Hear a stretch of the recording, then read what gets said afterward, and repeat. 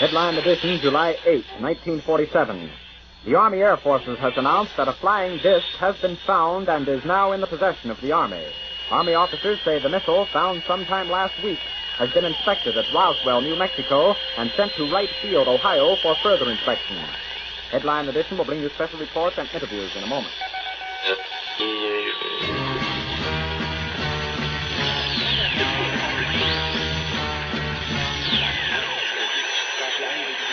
Reprendre votre thérapie, d'aller en partie.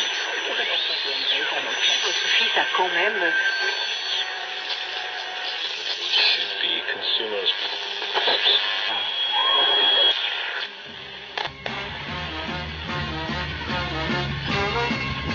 Live from Radio City, it's the Radio GoGo Show with Adam Golightly.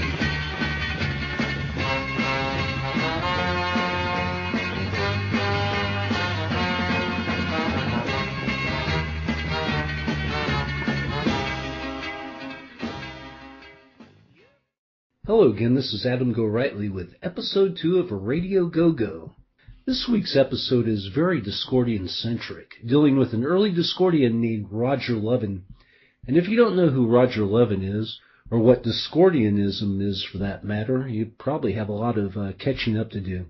And the background of all of that is a bit much to get into here, so I will leave some links on both the SoundCloud file for this show as well as the YouTube version, so you can get some background on this episode, which gets quite in-depth, featuring an interview I conducted with Jean Marie Stine on June 24th, 2016, regarding the life and times of the notorious Mr. Lovin. Jean Marie Stine, formerly known as Henry Stine, has enjoyed a long career in science fiction and the literary world, and is most famous for her book Season of the Witch, which was made into the movie Memory Run. Stine was former editor of Galaxy Science Fiction magazine, and she has been friends and literary associates with the likes of Harlan Ellison, Norman Spinrad, Forrest Ackerman, and for a while served as a personal assistant to Gene Roddenberry. So without further ado, please enjoy this strange journey examining the life and death, of Roger Lovin. And away we go.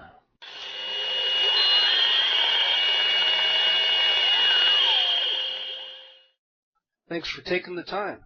Well, you know, I have been sort of reading this stuff about Roger, off and on the web since about 2002 or so, when it occurred to me to look it up. And a couple of the things that I read, there was even more then and more speculation, I think, than is online now about the whole Kennedy thing. And so I go back every once in a while to read and see what weird new stuff I find, because I had no idea that he had gotten more tied in than by the whole Jim Garrison madness. And some people even theorize that he was a CIA agent. Yeah. So I go back every once in a while to see what's up and to see, you know, what's credible and what's clearly incredible. And so I stumbled on what you had written, which was actually very discerning and carefully written, and of course you're also taking the point of the whole madness of Discordians and stuff, which you were interested in, but I actually thought that you were very careful in making the difference between what was known fact, what was surmise, what was rumor, and I thought, you know, if I ever talk to anyone about this, it should be this guy. Oh, that's cool, thanks. So yeah, he was an interesting character when I started writing about Discordianism and the different people involved. And a lot of the early Discordians I talked to, name kind of rang a bell, but a lot of those key people didn't really remember him. But I knew the name Roger Lovin from a couple of his books. I came across that one thing that was from the science fiction. Here it is. It was from Locus. That's the one that said, more charges against Lovin, and it talked about he was rearrested in New Orleans October 26 on 12 counts stemming from allegations by 4 girls and 1 boy, blah, blah, blah. So he was a colorful character, so I wasn't sure what was going on at that time, but That's how I first got wind of his criminal history. Well, of course, it's all true about that part of his life. I didn't know until later about his interest in extremely young women, but I knew about his interest in women in general. I think someone once described someone to me as a high achiever in all areas of life. Mm-hmm. Now, when did you meet him? Well, I think it all comes together in 69. I had just had my first novel, A Season of the Witch, just come out, and it had unintended consequences that hadn't occurred to me when I wrote it, and I was pretty spontaneous, and it was so self-confessional besides, even though it appeared not to be that. For a number of reasons of what was going on in my life, I moved from Los Angeles to New Orleans, where my grandmother was living outside of at the time in a place across the river called West Wego, to stay with her for a while, although I'd always wanted to live in the quarter. And my grandmother had lived in New Orleans all of my life since I was very little, and I would usually be sent off to see her in the summer for 4 weeks with her and 4 weeks with my other grandmother, who conveniently lived about a half a day's bus ride from New Orleans up near Shreveport in Texarkana. And so it was the height of the hippie era, and I finished my book, and I was also a little nervous that people actually read it. And I remember one day somebody who was a stranger but was a friend of my roommates at the time, and said something, "Oh, I read your book, and it's really..." And he started to say very nice things about it. Mm-hmm. At which point, for whatever shy reason, I backed out of the room. I backed down the hallway, he followed me, and back into my own room and shut the door. Mm-hmm. Must have been seen as really impolite. I was just overwhelmed. So there I was. I was in New Orleans. It was 69 or just outside it, and I loved New Orleans, and I loved the French Quarter.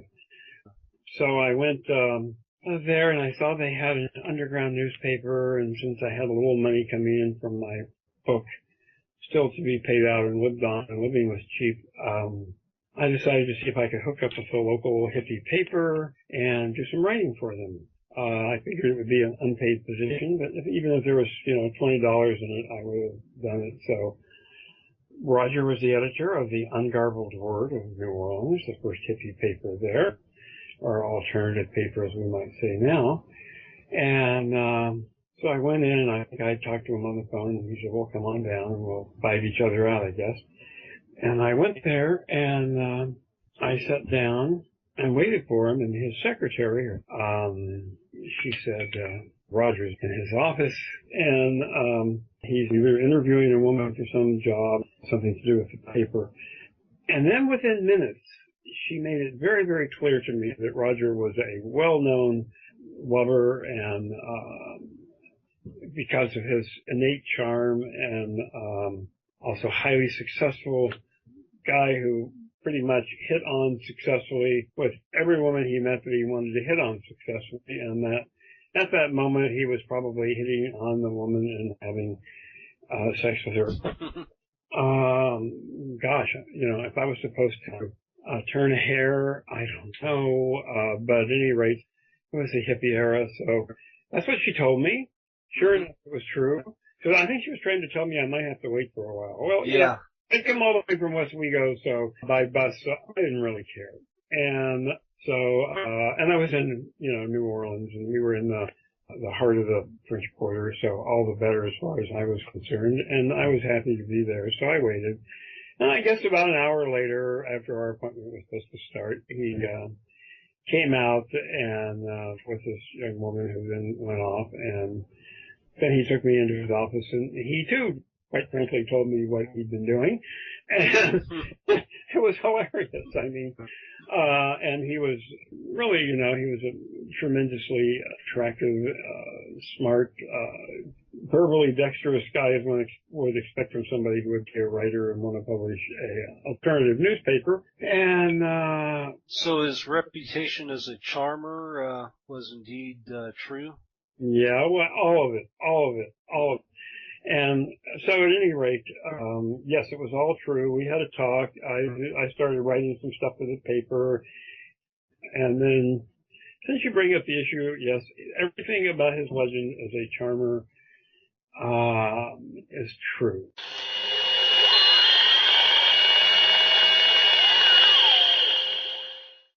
Well, first of all, several years before I got there, I had read an article in, I'm thinking it was a Saturday Evening Post, but it might have been a Life magazine. But at any rate, I had read an article about the new young New Orleans District Attorney, Jim Garrison, and where he expounded some of his philosophy, some of the books he'd read, things like that. And considering the, cesspool of corruption that New Orleans politics and the police department and the district attorneys and the judges have always been, I was very impressed. So I got there, and Roger and I were down one night in the French Quarter, which just wandering through the streets and going in and out of various cafes and bars, and I was thinking near Mardi Gras time, I'm guessing. It was really at night, and it was just, had that unique energy that the quarter had then. And we went into some bar. Roger started talking to the bartender we knew for a while, and then he came over with something in his hands, and he started telling me about how Jim Garrison, because Roger knew someone named Terry Thorman, had somehow tied him in to the entire Kennedy thing. I thought, when I first heard Garrison investigating it, that he was the guy that he seemed like in that article, and blah, blah, blah, and not some kind of complete weird nutbag or somebody to just create more smoke in the smoke screen or whatever. But Roger started telling me a story. I had trouble crediting that. Roger said, well, Garrison's decided that somehow I'm part of this because I knew Thornley briefly, and we were part of the Discordians, and he used to come to this coffee house that we used to all hang out at down Porter, and he gave and look, he's even trying to say that I was a doppelganger for, I don't remember who the guy was, somebody else, and that allowed us to be in two different places at once, or sometimes, I gave the guy alibis, and he was trying to prove that we looked alike. And so Roger says he had this thing printed up, and I don't know if you've ever seen this, but it probably didn't survive. If it did, it would have been a miracle. But it was as if you'd taken an 8.5 by 11 sheet of paper and cut it into 3 sections height-wise. And on one side was printed a photo, supposedly of Roger Lovin, and the other one was a photo of the other guy. Who's the other guy you're talking about, do you know? I cannot think of his name. I saw it online and recognized it, that he typed it. Oh, weird. If I run across it again, I'll go, back online and look around and see if I can find it. Because I scour the web for a lot of this material, a lot of the Garrison. You probably know his name, and maybe if yeah. you heard it, I would know it. But Okay. it was one of the people that he's tied to in the investigation, so if you emailed me a list of them, I'd probably notice it. Okay, it was one of the suspects. Then. One of the suspects, and Yeah. one of the ones that Roger was even been mentioned as reputed to know. Mm-hmm. So if there were only 5 of those, it would be pretty easy for me to recognize. But he said, look, but then he had some artist that, later we would have called it airbrushing, instead of photoshopping. He had this artist go over and redo my face, because it only looks that much like the guy, so it looks more like the guy. And I looked at the picture, Now, and it was... Hold on, are you talking about Kerry Thornley now? No, not Thornley. It was the third guy. Okay, because the same thing happened with Thornley. They took an artist and touched up one of his photos to make him more look like Oswald, because the theory was that Thornley was one of these doppelgangers. But you're saying the same thing happened to Roger Lovin. Yes, I do not believe, in fact, that it was Thornley. And I will do my best, especially if you can send me a name of suspects that were involved in the Discordians. Their real names are the Discordians, too. I've been a Discordian. I do not know. But he showed me this. And sure enough, it was perfectly clear from looking at Roger that they had taken that Garrison, and at that point I lost, I knew it was true and lost all my faith in Garrison and realized he had either A, gone completely nuts, or B, which somebody had paid him to do all this is to create more smoke screens around Kennedy. And I'm not really don't think most of the conspiracy theories in any way are true. I think it's just pretty much Oswald, and I think pretty much enough. When things like that happen, brains get confused. People heard something, misheard it, or even add into it what they like to have believed to happen, and then tell the next person, and you get 8 million conflicting stories, and then people say, "Oh my God." And that's the human condition. Yeah. So, but at any rate, I looked at it and it was clear that Garrison was up to something that was not at all, wild, insane, and why he would pick on Roger, I don't know, but he had, why he'd fixated on him, and it was clear that he had completely doctored Roger's photo, so he looked far more like the other guy than he looked in real life. And at that moment, That's very odd, because the same thing happened to Thornley, that same type of photo doctoring stuff. Wow. Yeah.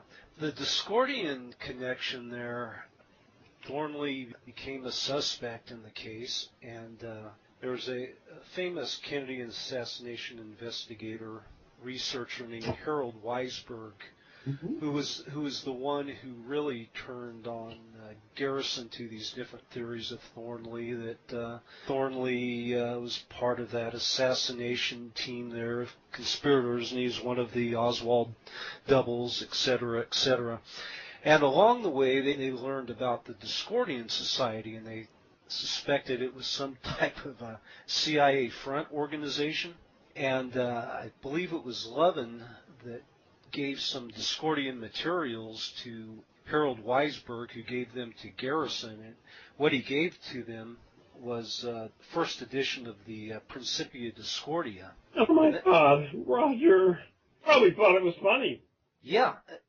As this was going on, he really believed that at least one time or another believed or highly suspected that the Discordian Society was a front organization for the Kennedy assassination conspirators, because in the Discordian Society, too, everybody had their Discordian names. Thornley was Omar Khayyam Ravenhurst.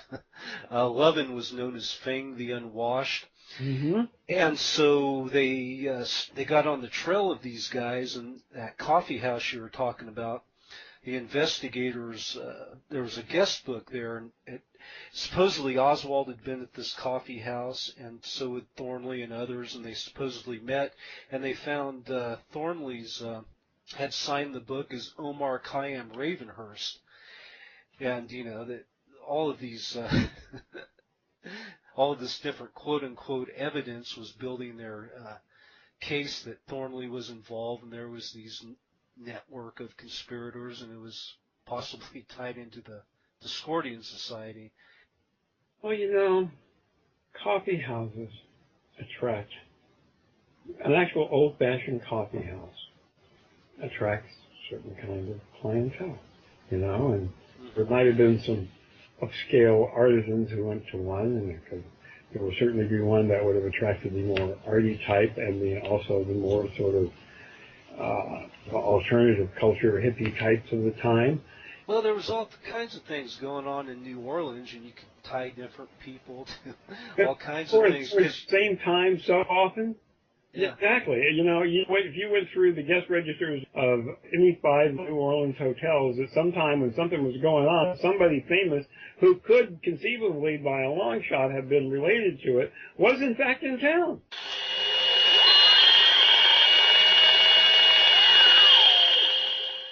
Well, you raised an issue that's one of the reasons that I want to speak to, and the most important one is this thing about the CIA and the Discordians. Please say that I was never a Discordian. I do not remember hearing about it until basically, the great period of its activity was over, which I think it was by 1969 when I met Roger, and I heard about it briefly, and it seemed like the kind of thing science fiction fans do to amuse themselves. and science fiction fans and geeks of certain types, and the history of the science fiction world itself is not without similar cultural events and things going on, and organizations being created, and funny things that to the outside might seem pretty strange put into it that are in fact, nothing more than something to play with words and kill time when they're young and they're full of fresh creativity, et cetera, et cetera.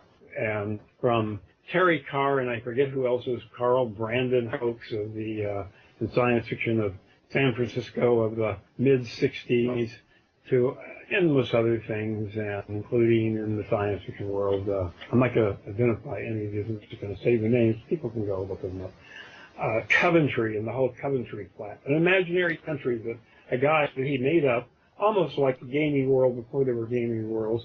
And he invited a bunch of friends in to be characters, and they all pissed each other off and got in terrible feuds and wrote nasty things and little fanzines that circled around this world about each other's characters. And the entire thing and all mention of it had to be banned at the local sci-fi club. Lots of us because people were splitting the club open. It was an imaginary world that he created, a little bit ahead of the gaming and not quite, down to any rules or shaking of dice or stuff, but where you could, and your friends could put together an adventure story and write it up for a fanzine, and somebody can make fun of it and hurt your feelings, and oh my God. So just let me say that in the history of literary geeks, such things are not unknown, and I believe the Bronte sisters put together an entire imaginary world. If some records have survived and have been published. So first of all, that's not an unusual thing for science fiction fans to be doing. And then secondly, there's another place where Roger claims, and I think you've read this just before this period, to have run something over to Cuba and back, rum, drugs, I don't remember what, for the mafia as a hand on a boat. Well, there are lots of things that I believe. And Roger said to me that I believe, but there are things when he was being interviewed that he told people that I believe might be fabulation. And you would have to assume that, like, the Mafia Don would take on a project as important as that a 17-year-old non-Italian boy with no previously known or subsequent Mafia connections. It just staggers the imagination. And I have to say that it is my personal belief that when he said that, Roger was kidding around. Yeah, that was my impression, that he was spinning some yarns. Because he got all these different rumors or secondhand things that came out, and people latch onto that, that look into the Kennedy assassination, and they run with it like it's actual fact just because it came out of the Garrison investigation. One of them came from a guy named Bernard Goldsmith, who said he talked to Lovin, and Lovin told him that he had been roommates with Oswald, and that, he was involved as a mercenary or something. And, when I read a lot of that stuff, I kind of came to the conclusion, it's Lovin at the Bourbon House just feeding, somebody a line of bull just to see how they'd react to it. Scordian, in other words. Yeah. Now, an interesting thing, Robert Anton Wilson. Yes, as a matter of fact, I worked for his publisher of Jeremy Tarcher for a while. Okay. And I consider The Cosmic Trigger one of the most important books of the 20th century. Love it, yeah. So Wilson got involved with the Discordian Society during this Garrison investigation period. He became aware of Garrison's charges against Thornley. He thought they were a bunch of BS. And at one point, Garrison had all these independent investigators showing up there in New Orleans looking at different aspects of the case. And one of them was this John Bircher type by the name of Alan Chapman, who claimed that, among other things, his theory was that the Bavarian Illuminati were behind the JFK assassination. And so when Thornley heard that, he thought it was hilarious. He shared that with Wilson, and they actually came up with some fake letterhead of the Bavarian Illuminati, and they started sending these prank letters to Garrison and others involved in the case, saying that, they were with the Illuminati, claiming that they weren't part of the assassination. They'd just come to illuminate people and, pass on their wisdom. But, that was one of the things, those type of screwy letters they sent to Garrison, basically just kind of tweaking. The Discordians were definitely putting people on, but I want to say something else. As you pointed out, people have suggested that Discordians were a CIA front, and they have definitely suggested, I saw more of this earlier online in the early 2000s in that area, that Roger Lovin was also somehow involved in the CIA, whether via the Discordians or because he was some kind of agent. Here's the one thing I am sure of, and that is that if somebody worked for the CIA and knew a nickel's worth or an eyedropper about anything to do with the Kennedy conspiracy, the CIA, they would either have pensioned them off so that they kept their mouth shut, made sure that they were pensioned well enough that they kept their mouth shut, or they would have killed them. Both of these make, I believe, perfect sense. Roger, when I met him, was not only alive, but remained alive for many years, so they clearly didn't kill him off. And when I met him, I am not kidding when I say that for a long time there, when we got to L.A. after leaving New Orleans, he was starving, certainly was penniless. Clearly, deep cover does not go so far that you actually go hungry and starve and continually get out of apartments for not paying the rent. Otherwise, there would have had to be a hell of a big payoff at the end, like you get a balloon payment of $10 million when you die and will leave it to your kids, because nobody would believe a deal like that, so the CIA would not make it. So clearly, Roger was, in fact, before my personal eye, somebody who could never have been a member in any way who knew anything important and had any important contacts. And then in a spot where throughout all the time that I knew him, he was constantly starving and on the edge. And if he had been a CIA agent, when the New Orleans cops came for him, either A, he wouldn't have been there and they would have taken him someplace else and changed his name, or the CIA would have in fact have called the cops and said, look, this is our guy, he's semi-retired but he's important, make this go away. And you and I both know that New Orleans cops are amongst the most corrupt in the world, and that witnesses in murder trials have been found dead in phone booths inside the courthouse, just outside the room where the trial was being held. So, holy smoke, it would have been so easy to make that go away by either just the CIA telling them. I mean, they're used to doing what they're told and framing who they're told and stuff, and they would have said, we're going to have to leave this guy alone. And that was in the end of that. So Roger Lovin was not ever, based on anything I've ever been able to find out. And because we were friends, he never, told me wild lies about having been involved in it or knowing Oswald as being his roommate or any of that stuff. Yeah. And I've written a pretty lengthy post called "Was Kerry Thornley CIA?" where I dispute a whole lot of those notions. Oh, good. So, at any rate, I can definitely confirm the conclusions you've come to.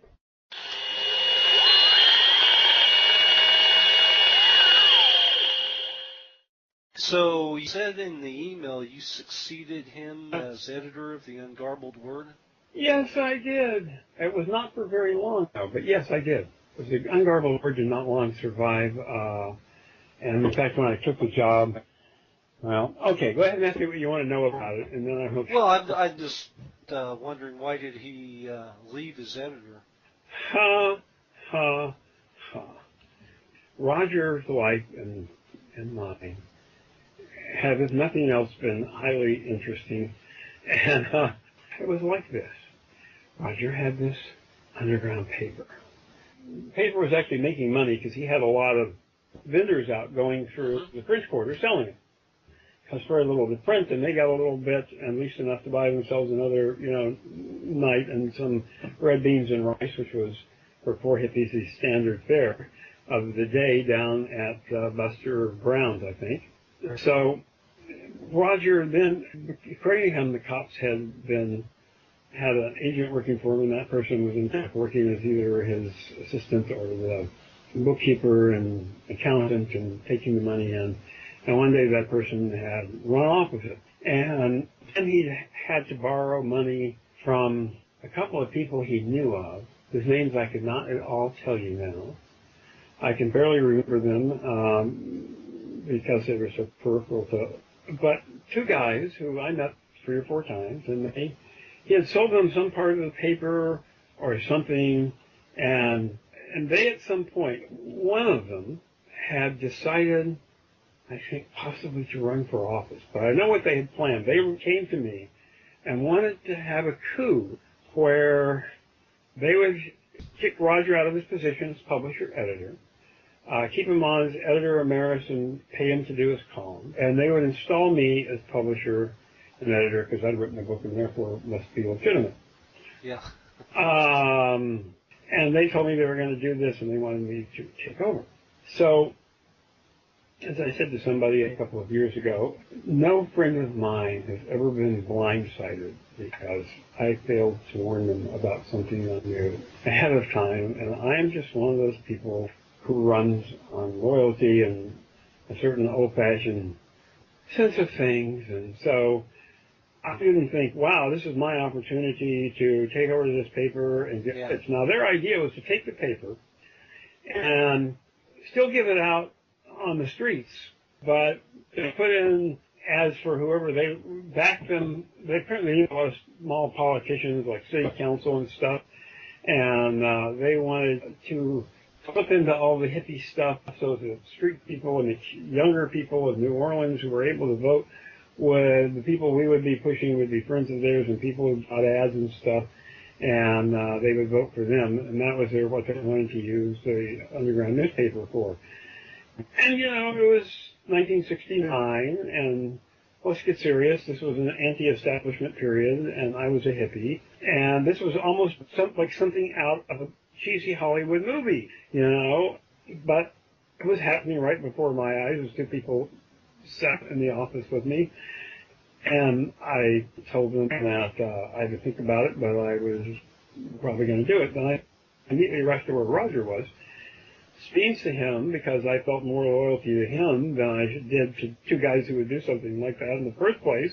We didn't want to work for them, and of course, you know.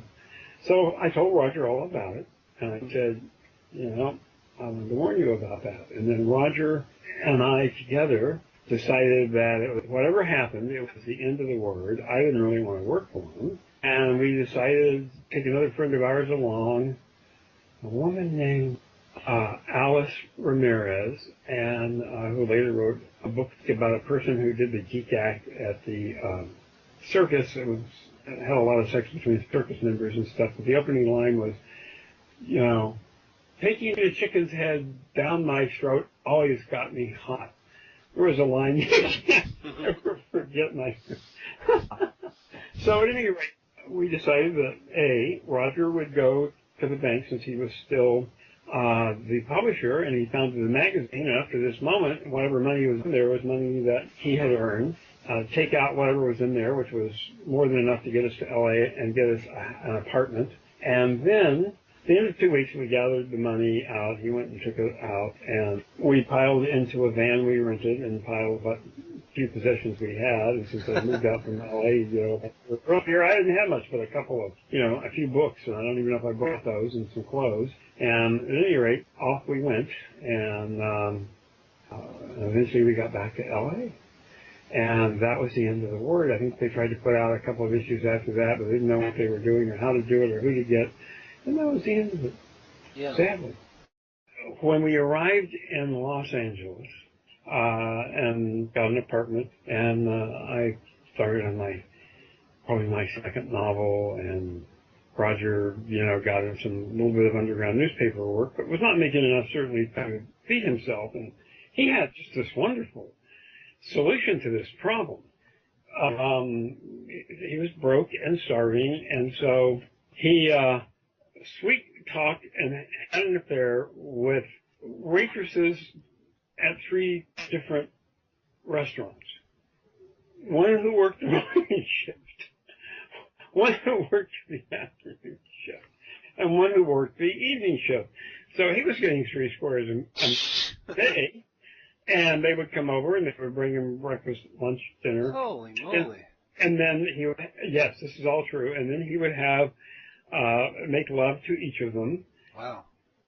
And those were not among the only women that he was doing anything with. And a month or so later, with the man from U.N.C.L.E., novelist and science fiction writer, David McDaniel, who I had introduced him to, and the two of them were enough alike that they hated each other instantly.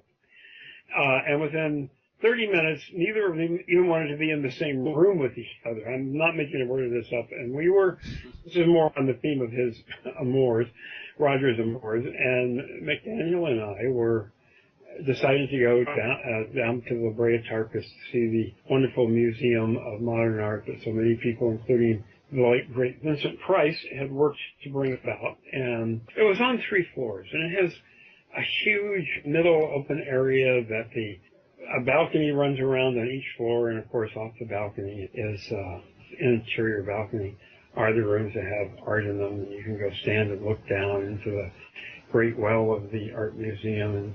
And while McDaniel and I were wandering around, I think we had another friend or two with us, I looked down, and who the heck did I see, like 2 balconies down, but Roger Lovin. So I rushed down to see Lovin, and we were hanging out talking, and then he told me that we could talk for a while. And I was trying to think of what happened, but the subject of his amours came up again. And he said, listen, I'll tell you how I worked this. And then he told me how he worked it, and then he proceeded to do it. He says, I go, here, into a restaurant, they've got a little cafe here. I don't even remember now why he was there, but whatever reason he was there was superseded by what happened. So we went down, I went up and told Dave McDaniel Roger was there. I needed to talk to him for a bit, but I knew that they weren't going to leave for several hours, my friend. And so I needed to talk to him for half an hour or so. So then I went back downstairs, and Roger and I went to the cafe where we had a conversation. And during the conversation, he told me that his technique was, or one of many, was some place where there might be, a number of some single women, lunchtime was a good time, certain kinds of parties. And he would look not the most attractive woman there, but for one who was alone and not so attractive by, classical standards, and someone who might be a little pudgy or whatever. And then he would strike up a conversation with her. I'm sure he had many different opening gambits, and I don't remember what one. I didn't hear what one he used. But at any rate, that he would go over and start talking to one, and usually because she was lonely and didn't have a boyfriend, it would not take him too long to get to first base and, add her to his harem or whatever you might want to call it. And so, sure enough, he walked off and I don't know what he said to her, it was across the room, and said something to her. And then the next thing I know, they were thick as thieves, and he was charming her, and I went out the door and back upstairs to join my local sci-fi friends. And that was a very illuminating moment. And the final moment I will tell you about before, we get to his somewhat younger amours, was I had gone away for a while and come back to L.A. again, and Roger was living in a different apartment just between Sunset and Hollywood, or just below Sunset, but not far from Hollywood Boulevard. And so I went to stay with Roger because I was in town for a couple of days to go and pitch a book to a paperback publisher up in Hollywood that was owned by the same people who owned Knight and Adam magazine, and a Holloway House, I think. And I went to Roger's. He had this basically kind of like a shotgun cabin type apartment that was very narrow, and it had kind of like 3 levels to the hall. It was a living room and something else in his bedroom at the very back. And he had so many women in his life. This is not made up because nobody would ever make this up. He had a schedule on his wall of who he was sleeping with when and what part of the day, so he wouldn't get confused. And I do not remember the exact number of women in rotation at the time. because I think my poor little brain was just completely blown away by that. I think it probably melted down, and like the light in a Christmas tree when it goes. So I don't think I ever actually read how many there were. Mm-hmm. I'm not actually sure I wanted to know, but there were at least 5. And the women that he went out with were a combination of women who hit on him because he was so charming, and women he hit on. But at any rate, and he had women of all kinds. I mean, bisexual women. I mean, most of them were 80% were straight. So, mm-hmm. At any rate, but it's amazing. To this day, it takes my breath away to remember it. So, at any rate, he. Well, there was a reason he renamed himself Lovin, I guess. Yeah. My notes here says he was originally born with the last name of Watlington. My God, he would never have wanted to be a Watlington. Roger Watlington. No, he could have never had charisma named that. Yeah, then legally changed it to Lovin. He was born in Knoxville, Tennessee, May 11, 1941. Well, I don't think any of us ever actually thought that was his original name, but so much was going on at the time, both in New Orleans and later, that I'm not sure if the subject ever came up. Watlington. And he claimed to have seriously strong Cajun blood. Uh-huh. Whether this is true or not, I do not know. But, anything can happen, and Cajun blood can end up strongly in a family name, Watlington, on one side or the other. So at any rate, Roger had all these women scheduled with him. One night, I had showed up with a sleeping bag and was sleeping on the floor. And one night, I came in, and there was a young woman sleeping in the living room. And I said hi, because, it seemed like the polite thing to do. I was stepping over to get to where my sleeping bag was. And she said hi, and she clearly wanted to talk and wasn't really sleepy yet. And so she told me her name, which I forget, and I'm hoping she'll have forgotten mine by this time. And I said, what are you, doing here? Who are you? I mean, certainly there would have been a question that would come to mind. So something led us to the question, probably because I asked, of what she was doing here. And she said, oh, well, I got mixed up about which night was mine. And I drove in from Riverside, thinking this was my night, but it's such a long drive back. I think I'll just stick around tomorrow, and then, then I'll be here tomorrow night. It's not worth driving that far back to Riverside. And I said, okay. And then, honest to God, did not think one thing more about this. And then I went off and I crawled into my sleeping bag, and then I looked up, and this woman was standing by my sleeping bag, and she said, is there room in that bag for 2? And I believe that the only possible answer to a question like that, whatever size the sleeping bag is yes. So I said yes, and actually there was. And so then she crawled into the bag with me, and we kept each other warm all night, and the next night she spent with Roger. So that is all that I know about Roger's sex life with adult women, of which there were plenty. Hundreds. Well, I read somewhere that someone estimated 2,000, or he said 2,000. And one of the things I was reading, I don't know if that was yours or this weird thread that I found on some conversational line about, him and his women and the young girls former young girls who wrote in, one of whom said he never tried anything. One of whom said he definitely hit on her and it was bad or something later. Yeah. He thought it was bad. But somebody estimated 2,000. And based on, well, gosh, if it had only been one a day for a year, it would only take about 6 years to make that number. Or to make the first 1,000. And 12, and heck, he was getting a lot more than that. Yeah. A lot longer than that. And so I'm honestly thinking that the only reason they thought it was 2,000 was because when they did crunch the numbers, nobody wanted to actually put the real numbers in there. But now I can say, and I should also remember that when I brought him to L.A., before it was over, he had had sex with every woman who had ever been a close friend of mine, or even more intimate, and with a number of people that I would have thought were so far out of my class that I would never have thought to hit on them unless, something really sparked by accident in some place.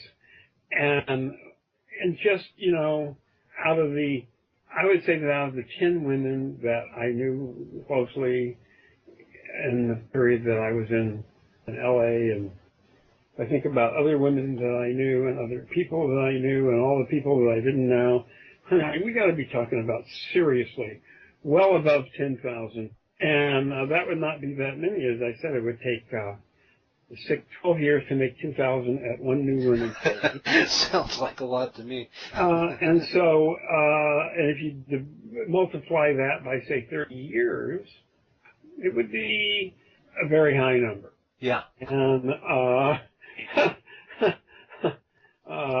I would not, yes, I would say it would be 10,000. That part I can absolutely confirm.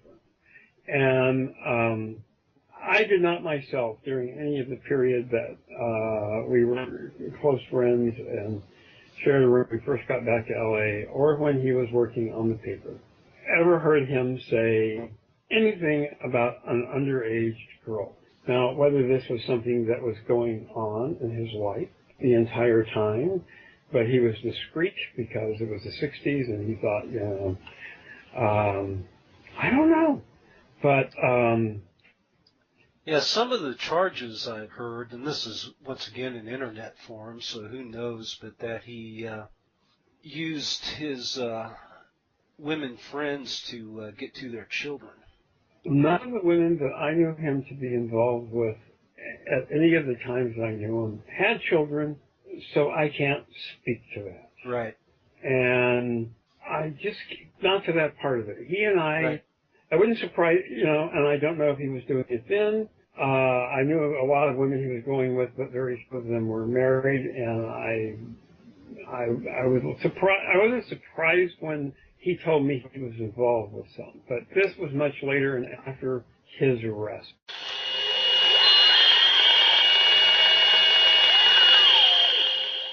He said to me later, in relation to his imprisonment, that when he went into jail, he was, after all, a lover and not a fighter, a lover and a guitar picker, and he picked guitar with a grin, and women just swooned, and so he was not really a fighter, whatever he might have tried. I'm sure if he couldn't, if finally he was in a spot where he couldn't avoid a fight, he might have been in one or two. But really, he was not a fighter. He was a lover, and suddenly he was in jail, and he said that the first weeks or so there were very rough. And then somebody from the chapter of the Louisiana chapter of the Hells Angels came up to him and said, "We hear a rumor you might be the guy that wrote that book, The Complete Biker Nomad." And Roger said, "Yeah, I am." And the guy said, "We like that book. Been a lot of bullshit about bikers. That was a good book. Wow. We got your back." Amazing. According to Roger, that's why he was able to live through those 2 years. And so that's what he told me, and that makes sense. And the reason it makes sense is you have to figure out how Roger, not a tough guy, not someone who had ever been in a prison, in the Louisiana prison system, which is foul beyond belief, managed to survive and not come out with broken everything and a lot of new scars. And he didn't. And he is the author of The Complete Biker Nomad, and I know that, in fact, it was a much beloved and prized book among bikers, so really it is more likely to have happened than not, and it explains why he lived through it all. And so at any rate, that's what he told me, and that book meant a lot to him because he'd been around the country and the world on bikes. So that would take us up to when he was in prison. Do you have any questions or before that, or? Yeah. This was from October 79. 2 girls in confiscated photos found. That was the title of this article. And it talks about his case, and it said he was teaching a course at the University of New Orleans. One woman who took his course on writing for kids at the University of New Orleans said he was an excellent teacher who never missed class. He was a very smooth talker, the woman remembered. He gave the impression of being a very intellectual type person. Anyway, it goes on. But it was kind of curious that he was teaching a class at New Orleans University called Writing for Kids. It staggers the imagination. I'm speechless. Really? Well, not really, of course. But too, because I didn't know he'd ever done that. It certainly makes sense from one point of view, and yet where he claimed he had learned the skill of writing for kids, I cannot imagine, since the only things I know of are a book for adults and Prophet, a science fiction novel, and The Complete Biker Nomad. And I just don't know what period in his life, if any, I don't think there was one he could have written for kids. So that surprised me more. But, knowing what we know about him now, all the people like that generally seek out some position that might or might not put them in touch with kids, and certainly might come up in older women who are thinking about writing. They might have kids, I guess. So it makes sense, but I am surprised just because I don't think he ever wrote anything for kids. I'll tell you how he told it to me. He never denied for a second. Of course, I heard about it. As it was happening, I was back in, I think, in LA science fiction fandom. I was going to over about a 2-year period or a year at various major conventions. I heard through my friends and our colleagues in the Science Fiction Writers of America, often through my friend Norman Spinrad, who knew him well. Oh, yeah. They had driven across country together. Norman and I have been very, very, very, very, very close friends for many years. I introduced him to Roger. They had a long road trip across America. Well, that's interesting in itself. In a car together, and of the many things they said, the one that hit me most, because this would have been, again, the... Now, this was all 3 of you driving together? Just the 2 of them.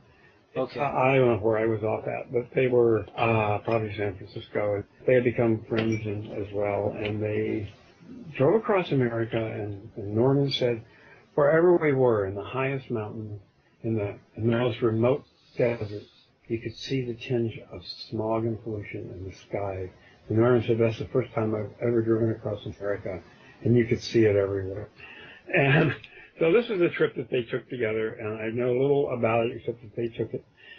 But Norman was keeping tabs on what was happening, and we heard that he'd been arrested. And we heard what he'd been arrested for, possibly for me, I'm pretty sure, together. And then we heard about what was going on, and we helped raise some money at the beginning for his legal fees before, we realized the extent of what was happening. And we certainly, as an organization, could not raise money to help, we help writers on certain ways. Was this organization Science Fiction Writers of America? Absolutely. But again, it was very little money. I think it was probably just somebody taking a donation, but we had to stop trying to raise any money through it because of the nature of the charges and even the fact that Roger was unable to deny it because of the photographs. So all that went on, and I heard about it. And then later, right around the end when he was convicted, I don't know if you've heard about this, but a private donor, I have no idea who, I don't know if it was a woman, a man, or how, but some donor had gotten in touch with his lawyer and asked whether the judge who was handling the case was seeking donations for his next run for office, and was willing to contribute a sizable sum. So I guess I'm talking about Roger being in jail, in the city jail where they kept him up until the trial was over. And, what Roger was convicted of, if it was possible that Roger through something, could be given some kind of probation, did not have to serve in prison because he was, not somebody you should go there. In some senses, or wouldn't live through it. They could put him on a long probation or whatever, and Roger would certainly have to behave and could be watched, quite scrutinized frequently, blah, blah, blah. So it turned out that, in fact, the judge did need such a donation, and then here's what happened. The theory was that it went from through the attorney to the judge, and that it did go to somebody who had the judge's ear, seems likely, because the judge, when put Roger, he let him out on bond until such time as the judge can make up his mind. Roger's convicted. And the judge lets him out until such time as the judge has decided what the sentence should be. And, of course, it was such a complicated case that a couple of years passed.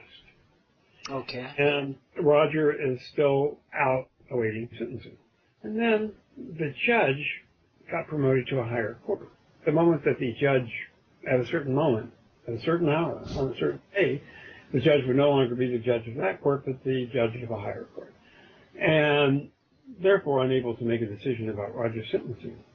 So, about 10 hours before the judge was to go forward into a higher court, Roger was called into the judge's chambers to be sentenced. And whatever officials were supposed to be there were there, including the attorney. And lo and behold, the judge said, I have now thought about this case for quite a while and scrutinized many precedents and read a great deal about this situation. And I've also judged the seriousness of the offense.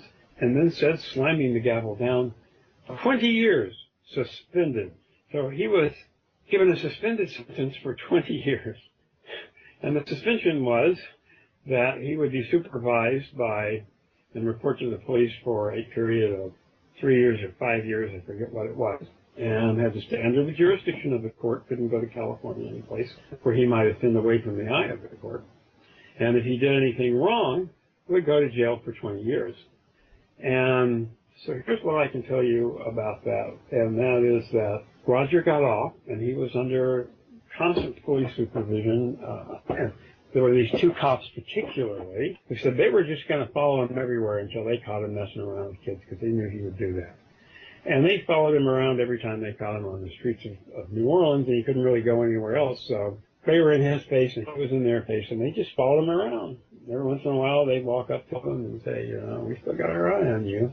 And that went on for 5 years, and he was fucking careful as hell, honey. That's what he told me later. And then finally one day, he was off of... So this is probably by the mid-1980s now, then, huh? Yep, the mid-1980s, you are pretty much on. And so mid-1980s, he's let out. We talked on the phone one day, and he got out. And I think if he served 10 years of unblemished record or something, at some point he was free. So he was totally good till then. And what sex he had with women, I can only imagine, but I'm sure that he had some. But boy, you can bet that anybody who went into his apartment at that period looked 30 years older. And so, because, he didn't want to be in a spot where, whatever. So at any rate, this went on, and eventually his time was done, and he was free and could go and do what he wanted to do. And we talked not too long after that. And then after when he talked, he told me how he had been. What he said led to the arrest, and this was substantiated by a couple of people. He had living in this little apartment in the French Quarter, had several other apartments in the same building, all with, balconies, probably wrought iron above and below each other. And he said that someone he knew, who I believe had been a local fan, and that's the reason I believe this is I know this local fan and I know that the things you're interested in, but one of the local fans, and who lived much older, possibly a writer or a security guard by then, but he had known this guy a long time, lived downstairs, And he was always collecting guns, and I know at one time he had a license to sell guns, but he never made any money out of it because it turns out that people don't want to buy a lot of guns from an unknown gun dealer. Even though at the time he had a couple of cool weapons, one of which he showed to Norman Spinrad, who was quite impressed. It was some kind of rocket-launching handgun or something. Wow. At any rate, it was just the most amazing thing, and Rogers, the guy took it off someplace and shot it. Not Roger, Norman Spinrad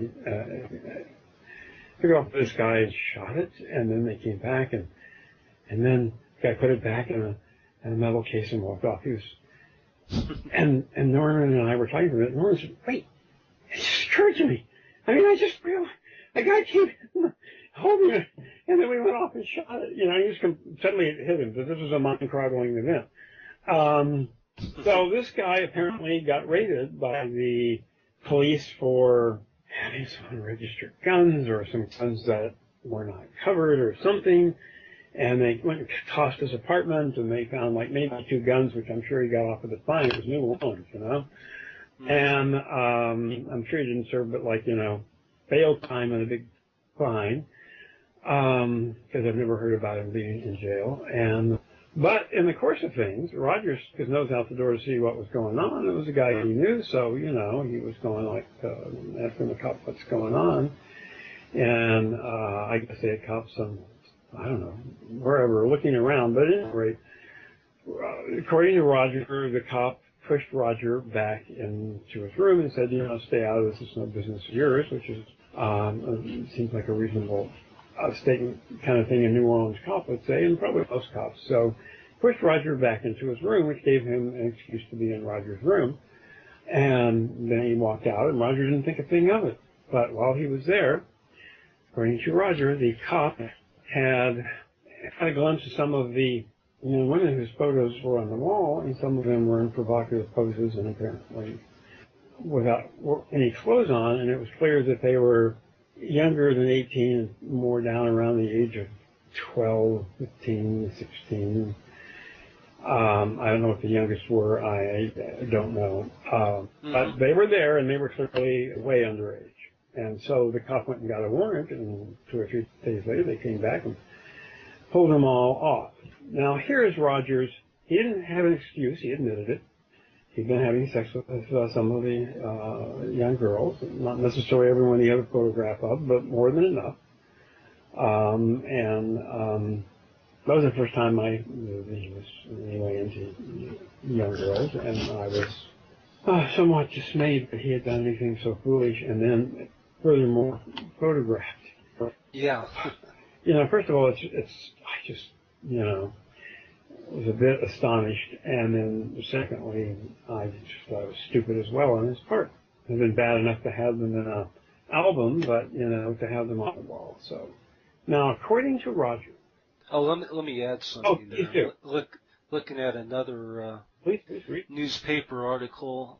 Lovin was first arrested Monday when police raided his French Quarter apartment and found photos of up to 500 girls aged 3 to 16, some nude and some in suggestive poses. Wow. It's hard for me to imagine he had that many private photos. But he may have. Maybe he was doing it as a business, selling photos to the underground network. He could have been. I never even suspected him of anything like that until you mentioned this. Why would you keep that many, unless that was your New Orleans thing, are known to exaggerate to make themselves look good. So 200 would have been unconscionable, and made one wonder, A, was he paying for them, buying them, some of them? Was he keeping them for his private collection, or was he selling them? I think it's a very valid question. I was shocked at the time that I heard this, and at his stupidity, and then I did not know quite what to make of it, and I was very concerned about what might happen to him. And by then he was out, so he was telling me the story, and I on the phone, so I probably didn't stop to think it through enough, or I would have asked. But then he told me that 200. Wowzer, that's a hard one to get around. Well, the newspaper said 500. 500, I meant. So that's a hard one to get around. And between the cops and the newspaper, let me just tell you a side story that relates exactly to what was going on. And I know this is a fact because I'm not sure when. Do you have the date that he was arrested? Do you have the date of the newspaper clipping? Yeah. One of them says 1979, October 1979. Yes. I was there. I was living in Baton Rouge, so I didn't see Roger much. I think I ran into him at some convention before this was happening, and I was getting ready to leave or leaving, or stuff was going on in my life that was pretty heavy. I was breaking up with the person that I was living with. And so I would think, and it was quite a painful breakup, that, but I'm pretty sure I was there, and I'm pretty sure how he explained it to me. I think he might have left out, or I might have been so aghast that I cut him off at some point. But he never mentioned the number of photos. This is Roger's story. As he put it, which could have been an attempt to put it in the best context, but I know what he said is true. He had just had a raid on a group of people who were having sex with young boys underage, which included a judge, several other civic officials, a minister, not the young boys, but the people who were the child predators in this group, and one other person, I don't know, probably, and another city official or a cop or something. New Orleans is a place unto its own, or was in those days. And I know this had happened because I'd read about it in the New Orleans Picayune, or maybe when I was there, or maybe in the Baton Rouge paper. And according to Roger, since it involved such high officials, and moreover involved boys, and here he came along with some photos of himself with young women. They needed something that would take the heat off of them, and that was even more scandalous and more newspaper-worthy, and to distract the public's attention while all those people got safely off. And indeed, the whole thing was ultimately kind of quashed, or they all entered lesser pleas, like, I don't know if that would have been, but lesser pleas and so forth. And it certainly makes sense, because that's how it works in New Orleans. It used to. And how it worked notoriously for decades and decades, long before Huey Long. And Roger told me that, and I believe it because I have no reason to disbelieve that, because in fact I read it happen, and I didn't read a whole lot more about it, and no one ever heard a whole lot more about it, and kind of dropped out of the public consciousness. It could have been one more tiny squib in the back of something, group of people, not identified by name, pleads guilty of misdemeanor charges. So Roger said it was about him, and that they picked him because he was there, and unless they really went out of their way to get him. So it would not surprise me if they had made up 200 when there were 20 or 30. And in fact, if you're a real photographer, it depends what you mean by photograph, too. If they meant that looking at a contact sheet, I mean, very rarely would you just take one picture of somebody in those days unless you were using a Polaroid. I've never seen the pictures. If they weren't Polaroids and they were real photos and he was passing them to real photographers sometimes, then he would have made contact sheets. And what he would have actually done is have probably 20 or 30 photos of them, and then contact sheets with multiple photos of them, so that there could have been to 500 shots altogether of a smaller number of people, most of which were never printed. So, the police have been known to couch it like that, and even in Los Angeles and other more civilized places. And so it depends on what you mean by what. But that would strike me as far more likely. I just can't believe that he had 200. He could have been selling them. 500. He could have been selling them, but he also, I'm sure that if he'd been selling them, it would have been entering into the charges. I'm sure if they found one letter or one check that suggested to them for a second, and they would have thrown that into. Sure. So I'm guessing that, in fact, what they may have meant, the total number of potential photos and all the contact sheets were added up to 500.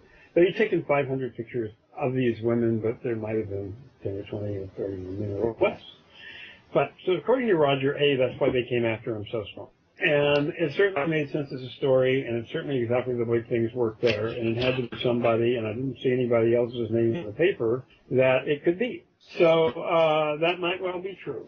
And that was one of his defenses. Now, the other part of his defense, which I think, if you haven't heard, you should be put on the record, but you have to remember now, this is what Roger told me, and I have no way of knowing one way or the other, but it also sounded plausible in terms of what the police would do, particularly if they want to get you on something like this. They went, a lot of these women, young women, lived in the quarter, or near it, and a lot of these young women, some of them, so first of all, he said they went around to photos, and they looked around to find the young women, and when they found them, they would go visit their parents.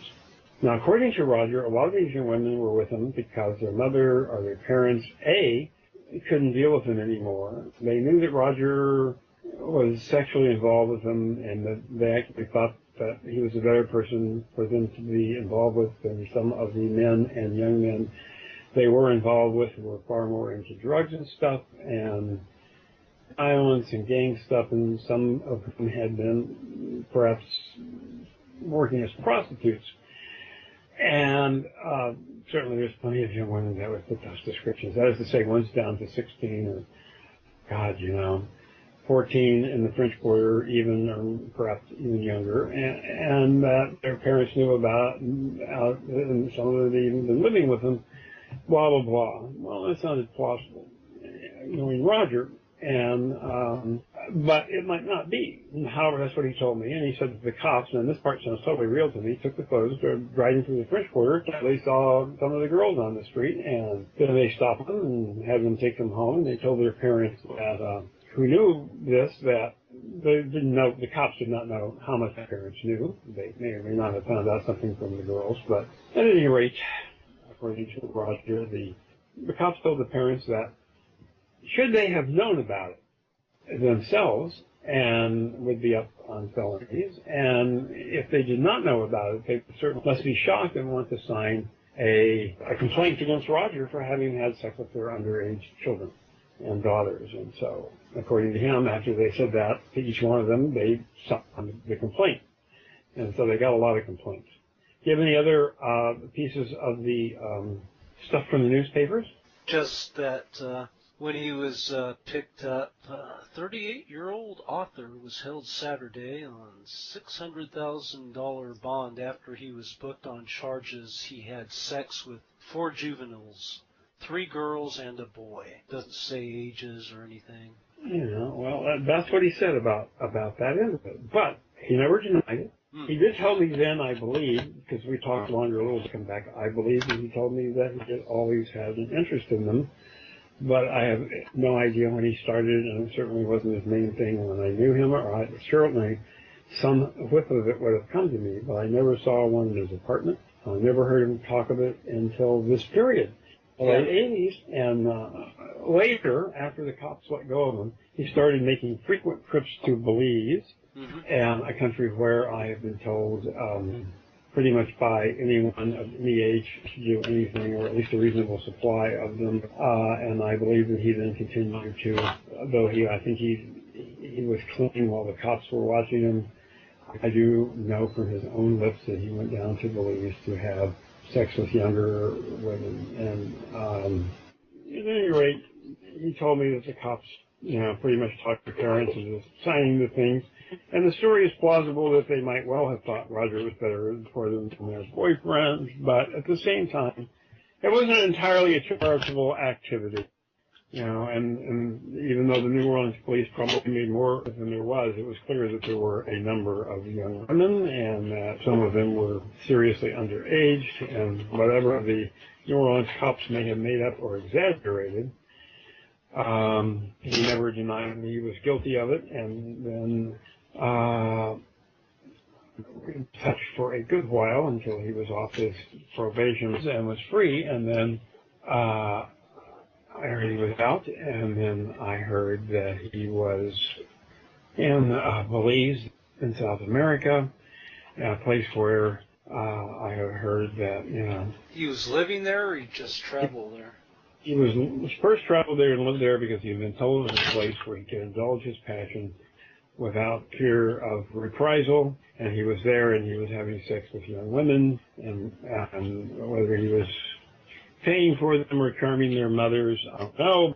And he went down there, and so clearly by this point in his life, even though when I knew him it wasn't that strong a deal, because, I never saw him, a young woman of significantly underage anywhere around him, near him, in his apartment, not on the street, not at an art gallery.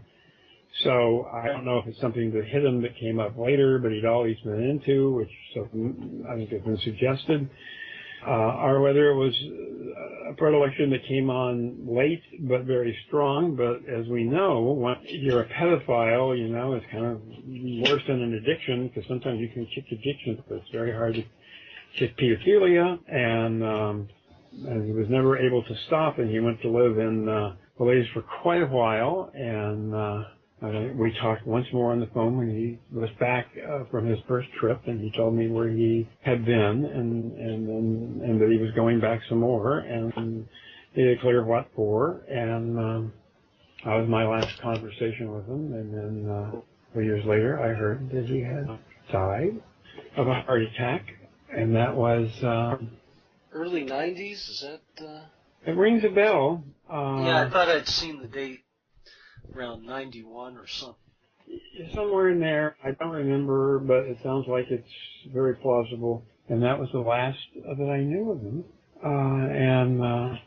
What to think about him is difficult. I'm 100% convinced he had nothing to do with the CIA or the Kennedys. Yeah.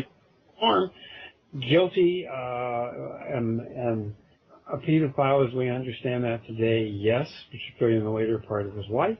How many, and the fact that he would go all the way to another country to live, to indulge it, suggests that at that point it had become an obsession he could not control. And yet, when I knew him, he was not that kind of person. And I certainly would condemn, his actions if he was down into a level of 12 and 10 and so forth. We don't really know that. We don't know what ages, but we do know he went there, and he didn't go there for 16 or 17-year-olds probably, I'm sure. Okay. But whatever, he went, and he was there, and that was who he was. And to this moment, I've been so busy in my own life, I've never given it thought till now, but it's sad. It's sad that, gifted people are often completely crazy or have obsessions that destroy them. And he apparently had such a one. And that is pretty much every single thing I know about Roger Lovin and every place we were at and everything we've ever said to each other. Well, that fills in a lot of blank spaces for me. I would like to talk further, and should you like to do that sometime? But let us talk. I have to get ready to go to downtown San Francisco and must away.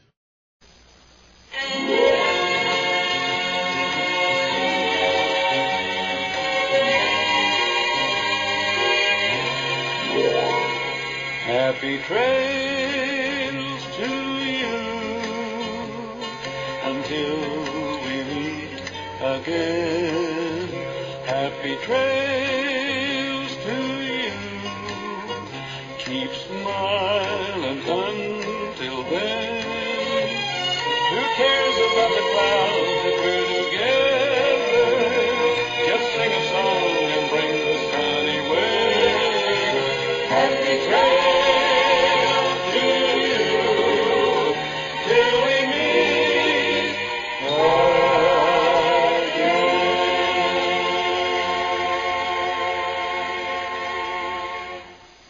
This has been a Filmways presentation.